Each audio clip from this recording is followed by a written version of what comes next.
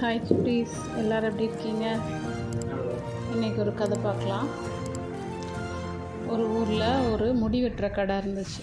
அங்கே ஒருத்தர் போய் முடி வெட்டுறதுக்காக போனார். அப்போ அந்த முடி வெட்டுற நபர் என்ன பண்ணுறாரு அப்படின்னா, வாங்கினே ரொம்ப நாள் ஆயிடுச்சு அப்படின்னு சொல்லி உட்கார வச்சு முடித்த கட் பண்ணும்போதே அவர் நிறைய விஷயங்கள் பேசிக்கிட்டே இருக்கார். அப்போ அவர் சொல்கிறாரு, கடவுள் இந்த உலகத்தில் இல்லவே இல்லை, எனக்கு தெரிஞ்ச அவர் இந்த உலகத்திலே இல்லை அப்படின்னு அவர் சொல்கிறார். உடனே இந்த முடி வெட்ட வந்தவர் ஏன்னா அப்படி சொல்கிறீங்க அப்படின்னு கேட்டப்போ, கடவுள் இருந்திருந்தார்னா இந்த மாதிரி ஏழை குழந்தைங்களெல்லாம் அனாதையாக விட்டுருந்துருப்பாரா? இவ்வளோ கஷ்டப்படுற நோயாளிகளெல்லாம் விட்டுருந்துருப்பாரா? அப்போ கடவுள் இல்லாமல் இருக்க போய் தானே நம்ம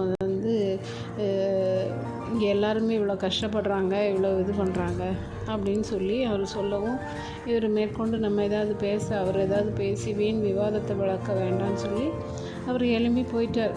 அப்போ பார்த்தா ரோட்டில் வெளியே ஒரு நல்ல தாடி வளர்த்த ஒரு மனுஷன், நல்ல சடை பிடிச்சி அப்படி ஒரு மனுஷன் நடந்து வந்துட்டு இருந்தார்.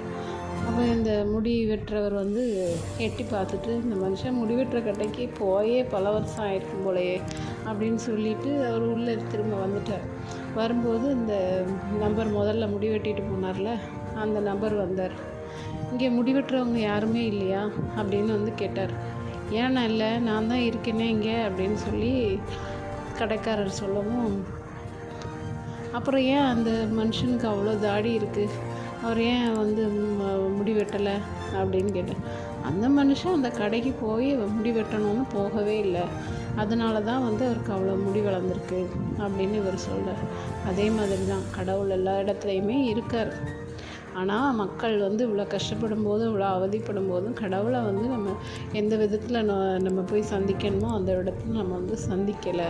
அதனால தான் கடவுள் என்னன்னு கேட்காம இருக்கார் அப்படின்னு ஒரு உண்மையை சொல்லிட்டு போயிட்டாராம். ஓகே சுட்டீஸ், நாளைக்கு வேறு கதை பார்க்கலாம். அந்த கதை பிடிச்சிருந்தா சப்ஸ்கிரைப் பண்ணுங்கள், லைக் பண்ணுங்கள், ஃப்ரெண்ட்ஸ் அண்ட் ஃபேமிலிக்கு ஷேர் பண்ணுங்கள். பாய்.